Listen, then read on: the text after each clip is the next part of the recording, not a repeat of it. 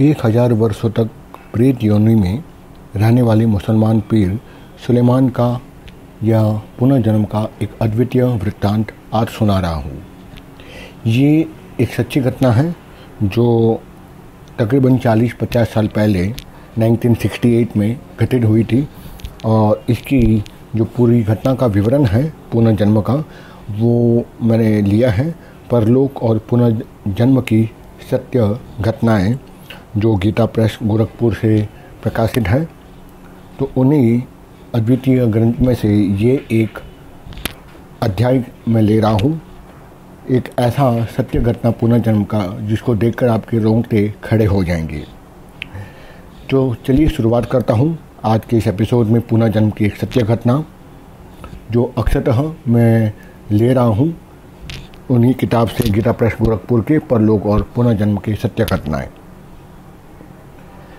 1000 वर्षों तक प्रेत योनि में रहने वाले मुसलमान पीर सुलेमान, जिसे अभी सिखों के पूज्य संत राधेवाल श्री ईश्वर सिंह जी महाराज की कृपा से 5 अगस्त 1968 को एक सिख परिवार में मनुष्य योनि में जन्म प्राप्त हुई है और छात्र मनमोहन सिंह के शरीर में प्रवेश करके उससे परलोक संबंधित सारी आश्चर्यजनक घटनाएं स्वयं की आंखों देखी। जिन घटनाओं का वर्णन किया गया है वह इतनी ही रोमांचकारी है उतनी ही हमारे शास्त्र और पुराणों की परलोक संबंधित सभी बातों का सर्वदा सत्य प्रमाणित करने वाली है।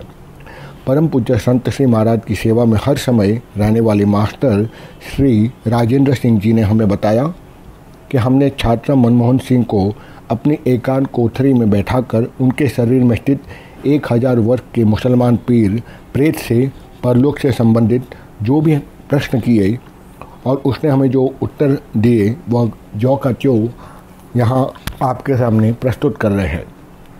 श्री राजेंद्र सिंह जी ने पूछा, तुम्हारा नाम क्या है? प्रेत ने कहा, मेरा नाम सुलेमान है। तुम कहाँ के रहने वाले हो? मैं ईरान का रहने वाला एक मुसलमान हूँ। तो तुम हिंदुस्तान कैसे आए? एक मुस्लिम बादशाह हिंदुस्तान को लूटने के लिए यहाँ आया था। हम उसी बादशाह की सेना में यहाँ आए थे। वह तो इस देश को लूटकर अपने मुल्क को वापस चला गया, लेकिन मैं यहीं हिंदुस्तान में रह गया। यहीं मैंने एक औरत से शादी कर ली और मैं ज़िला सहारनपुर के जो मुगलखेड़ा नामक एक गांव है वहाँ रहने लगा। मेरे उस औरत से 2 लड़के और 2 लड़कियाँ हुई। इस प्रकार मेरे 4 बच्चे हुए। मेरे नज़दीक में ही उन्हीं दिनों एक तपस्वी हिंदू रहता था जो उस समय मनमोहन सिंह के रूप में आपके सामने बैठा है।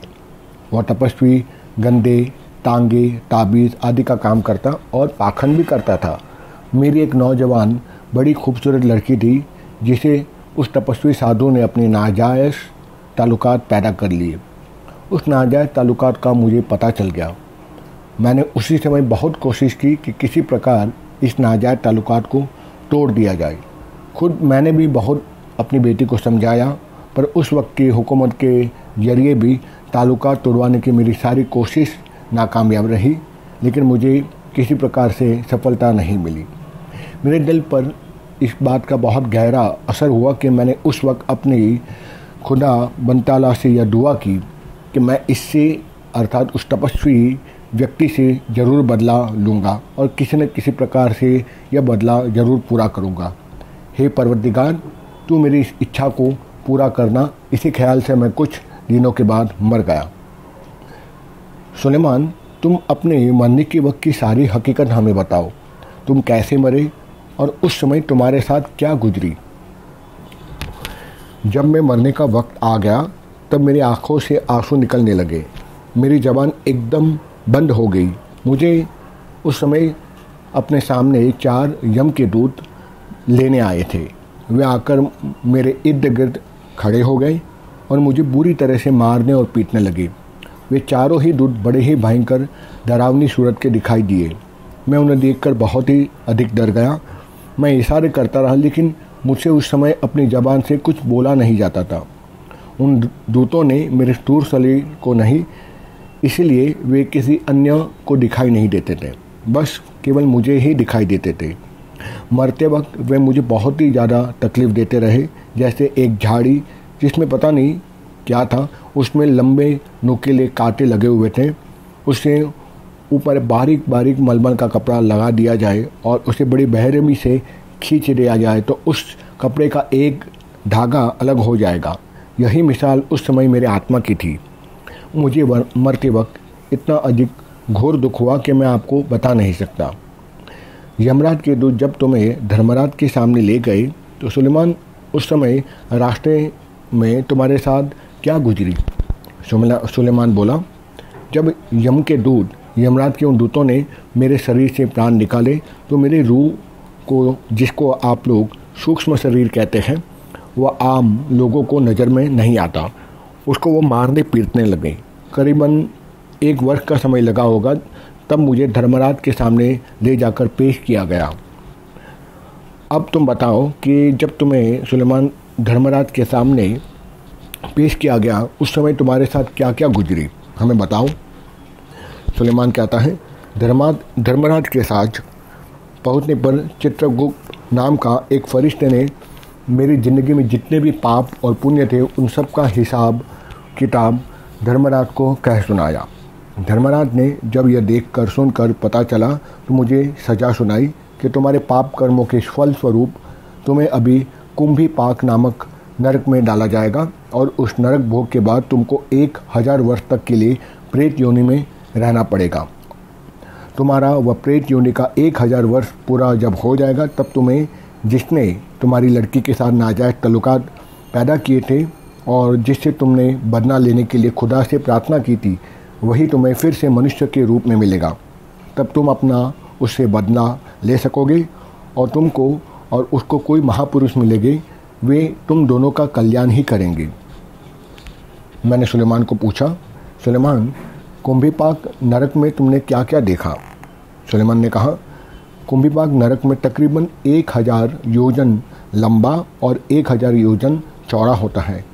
उसका मुंह केवल 9 इंच चौड़ा रहता है और इसी 9 इंच के संकरे छेद के अंदर पापी जीव को उसके भीतर डाला जाता है और उसी पापी जीव को जब तक उसकी सज़ा पूरी नहीं हो जाती उसे नरक में रहना पड़ता है। तो सुलेमान, उस कुंभीपाक नरक में तुमने क्या क्या तकलीफ़ें देखी?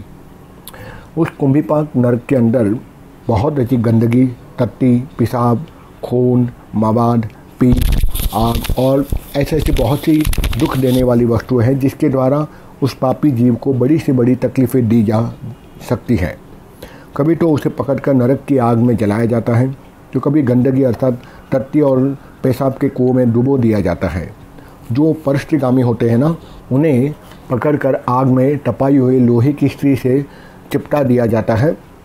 इस प्रकार पापियों को वहाँ भिन्न भिन्न प्रकार की घोर यातनाएं दी जाती हैं। समय पूरा होने पर फिर उस जीव को कुंभीपाक नरक से निकालकर दूसरी योनियों में डाल दिया जाता है। सुलेमान, कुंभीपाक नरक से निकालने के बाद तुम्हारा क्या हासिल हुआ? तुम कहीं गए? जी, मुझे कुंभीपाक की घोर यातनाएं भोगने के बाद वहाँ से निकालकर मुझे यह प्रेत योनि दे दी गई। प्रेत योनि मिलने पर मैं अपने गांव मुगल खेड़ा में, जहाँ मेरी कब्र बनी हुई है, वहाँ जाकर मैं रहने लगा। मेरे मज़ार पर पूजा करने वाले लोग अक्सर आते थे। मैं उन सबको देखता था, लेकिन मुझे कोई देख नहीं पाता था। मेरे साथ वहाँ 5 पीर और भी रहते थे मेरे साथ में ही। उनमें से एक प्रेत की तो उम्र 3500 वर्ष की और दूसरे की 3000 वर्ष, तीसरे की 3500 वर्ष और चौथे पीर की जो उम्र है 5000 वर्ष की थी और पाँचवीं की तो उम्र लगभग 4 युग की है। उसे पिछले कलयुग में प्रेत योनि की प्राप्ति हुई थी। अच्छा सुलेमान, जिस प्रेत की उम्र 4 युगों की है उसका कल्याण कैसे होगा?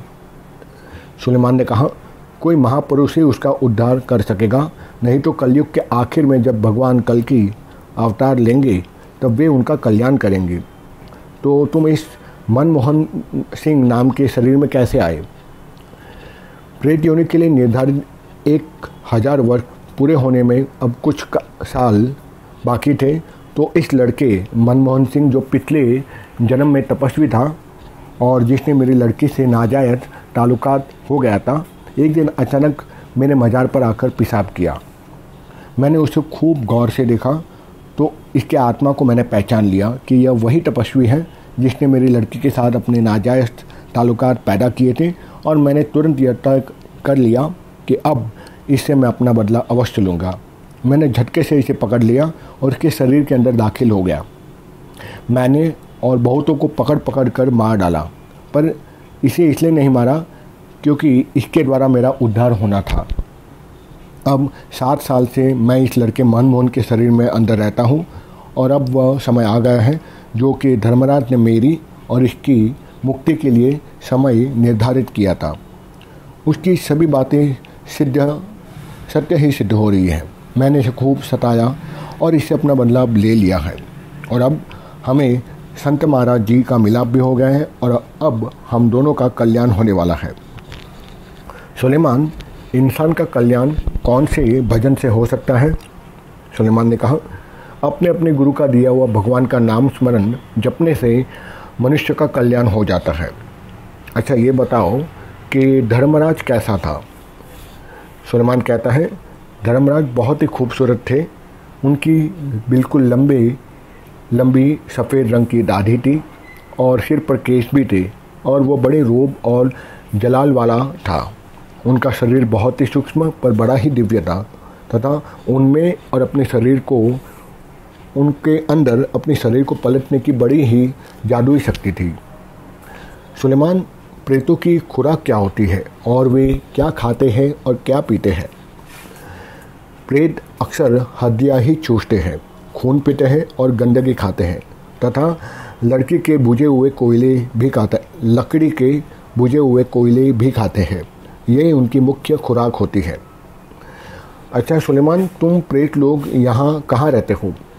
जी, हम खंडरों में रहते हैं या पेड़ के ऊपर लटके हुए रहते हैं। हम खूब चीखते हैं, चिल्लाते हैं, बहुत पुकारते हैं लोगों को, लेकिन हमारी आवाज़ कोई नहीं सुनता। हमें भूख प्यास बहुत ही सताती है, खूब भूख लगती है, और हमें लोग बहुत ही दुखी भी करते हैं। अच्छा, तुम्हें प्रेत योनि क्यों मिली? मुझे प्रेत योनि इसलिए मिली क्योंकि मेरे पाप बहुत ही ज़्यादा भयानक थे। मैं गंदे ताबीज़ बनाने, बेचने और झाड़ फूँक करने का काम करता था। भूत प्रेतों का निकालने का झूठा गोरख धंधा भी करता था, और सच को झूठ बोलकर लोगों से पैसा लूटता था। इसी काले इल्म की वजह से मुझे यह प्रेत योनि मिली। मेरे ज़िंदगी में मेरे सारे कर्म बड़े ही गंदे किए, और मैंने दूसरों की औरतों पर अपने बुरी नज़र रखी। मैंने और बड़े बहुत कुकर्म किए और बड़े घोर पाप भी किए, जिस कारण मुझे कुंभीपाक नामक नरक में जाना पड़ा, और अपने किए कर्मों का फल इस प्रकार मैं भोग रहा हूँ। फिर मुझे 1000 वर्ष के लिए प्रेत योनि मिली, जिससे मैं कष्ट इस समय भोग रहा हूँ। तो फिर क्या तुम प्रेत लोगों को, भूतों को कथा और कीर्तन या सत्संग में शांति प्राप्त होती है? प्रेत और अन्य भूत योनियों को सत्संग में और कथा और कीर्तन आने का हुक्म नहीं है। वे नहीं आ सकते सत्संग में। अगर किसी कारणवश भूत प्रेत कथा या कीर्तन में या सत्संग में आते हैं तो उनके तन बदन में आग लग जाती है और उनका पूरा शरीर जलने लगता है। अर्थात जहाँ कथा और कीर्तन और सत्संग होता है वहाँ से भूत प्रेत एकदम से भाग जाते हैं। यदि कोई प्रेत किसी मनुष्य के शरीर में अंदर प्रवेश कर जाए, फिर भी वह आदमी यदि किसी महापुरुष की शरण में चला जाए और उस महापुरुष की दया दृष्टि से उसके लिए यह आदेश दिया जाए कि तुम सत्संग करो, कथा कीर्तन सुनो, इससे तुम्हें शांति प्राप्त होगी, तो सही में उसे सत्संग करने से और कथा कीर्तन सुनने से अवश्य ही शांति प्राप्त होती है। यहाँ पर प्रेस से दिए गए मास्टर श्री राजेंद्र सिंह के प्रश्नोत्तर का जो कृत्यों यहाँ विवरण मैंने सुनाया है, पर यह स्मरण रहे कि यह छात्र जो उस समय 1900 शताब्दी में मनमोहन सिंह नाम के शरीर में रहने वाला वह मुसलमान प्रेत कुरान की आयतें बोलता था, जबकि वह छात्र मनमोहन सिंह कुरान का एक अक्षर भी नहीं पढ़ सकता था। तो इससे बिल्कुल सिद्ध होता है कि भूत प्रेत गंधर्व किन्नर और ऐसी कई योनियाँ जातियाँ हैं जो अदृश्य हैं, सूक्ष्म स्वरूप में रहती हैं। कई प्रेतों पर उनका प्रभाव उन वृक्षों पर रहता है, पर जो कि हम पंच महाभूत से बना हुआ शरीर है, इसलिए हम अपनी चर्म चक्षु से उन्हें देख नहीं पाते हैं। आशा रखता हूँ आज की इस एपिसोड में आपको हिंदू मान्यताओं, हिंदू धर्म ग्रंथों और शास्त्र और पुराणों पर विश्वास आया होगा कि उनमें लिखी एक एक बातें बिल्कुल अक्षरतः सत्य सिद्ध है और उस पर किसी प्रकार का संदेह करना नहीं चाहिए। इसी के साथ आज का ये एपिसोड मैं समाप्त करता हूँ। मुझे सुनने के लिए धन्यवाद, बहुत बहुत आभार। जय हिंद।